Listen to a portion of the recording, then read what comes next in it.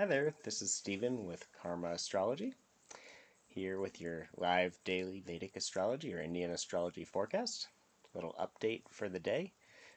Just in case you haven't seen this before, I do daily moon forecasts, just giving you an update on the thing that moves the most in one day, so that you can kind of have a general idea of the energy of this day and each day as we go.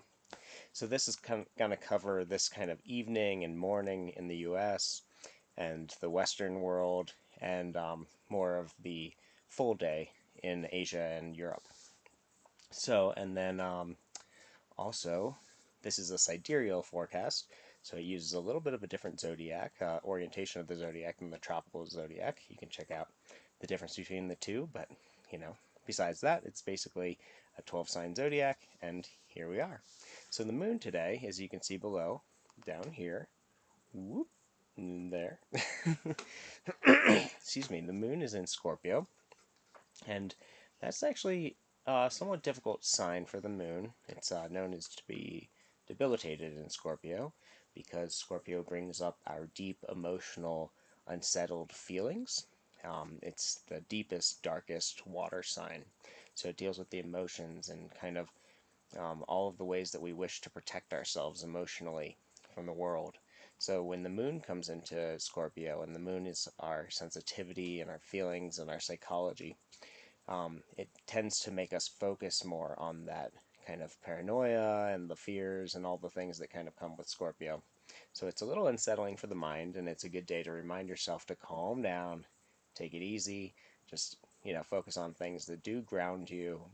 Realize that if your thoughts are spiraling a little bit, you can, catch that on the early side and realize that a lot of the things that we end up imagining when the moon is in Scorpio don't end up coming out to be true, or things that we're necessarily going to be facing in the real world. So just realize that, it might be a little unsettling over the next couple days, but in general,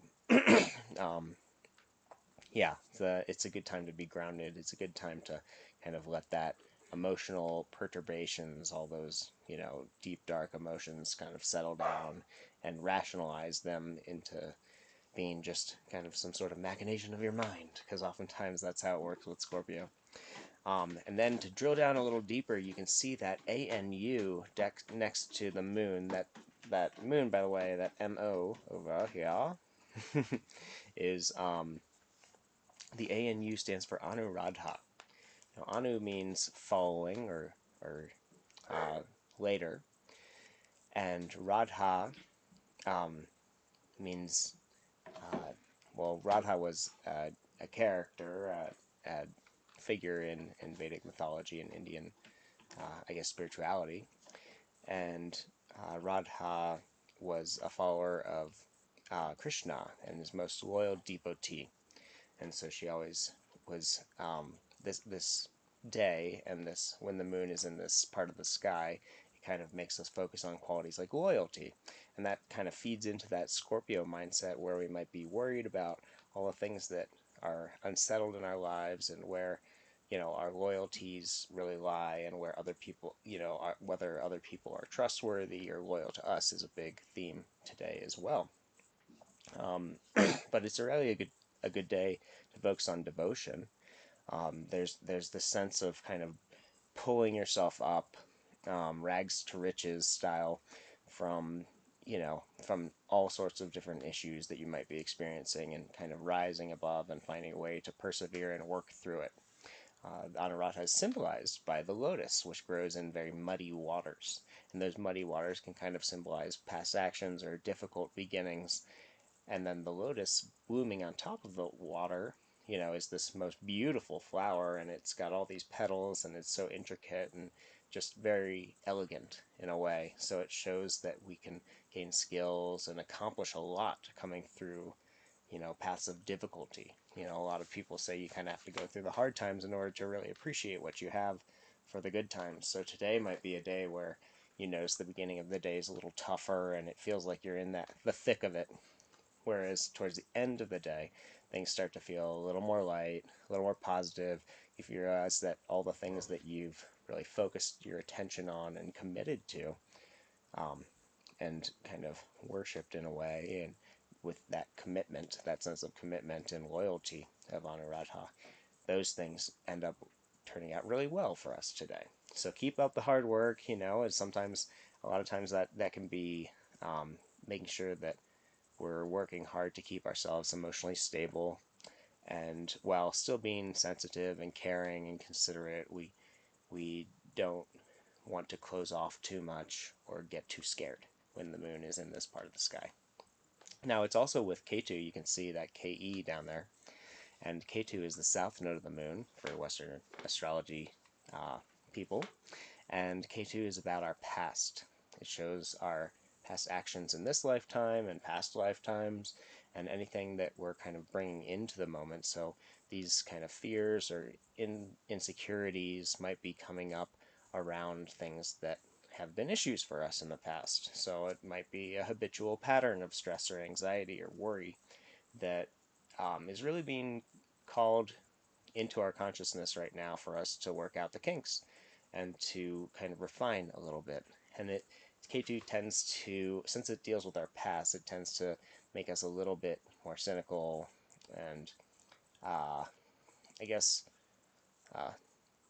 we kind of learn these lessons with a more begrudging feeling, because we feel like we've done it over and over again, and we don't want to necessarily have to be exposed to the same experience that we had in our childhood that made us feel uncomfortable around our emotions, and how it's time now as an adult or an older person, even if we are still a child or an older adult and we've had these problems in our younger adulthood, it's the time to really focus on working them out, our emotional issues.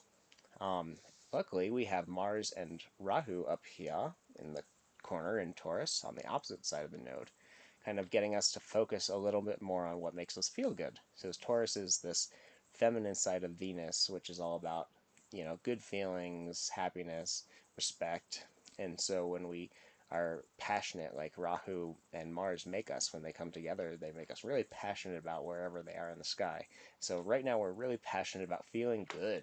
So it's a good time, and to focus on the good things like food and maybe doing a craft or a hobby or building something. It can feel enlivening and invigorating to start a new project, um, while kind of letting our emotional issues from the past kind of be and settle down and realize that we'll always be okay, whether or not the things that we worry about actually come to fruition or not.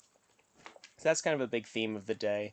Otherwise, Mercury, if you can see up in the corner here, Mercury went into Pisces. That ME went into the sign of Pisces, where has a little bit of a difficult time, which means that we can get a little more spacey with our thoughts. Our Mercury is kind of our mental capacity, our ability to think intellectually and rationally, and to communicate effectively.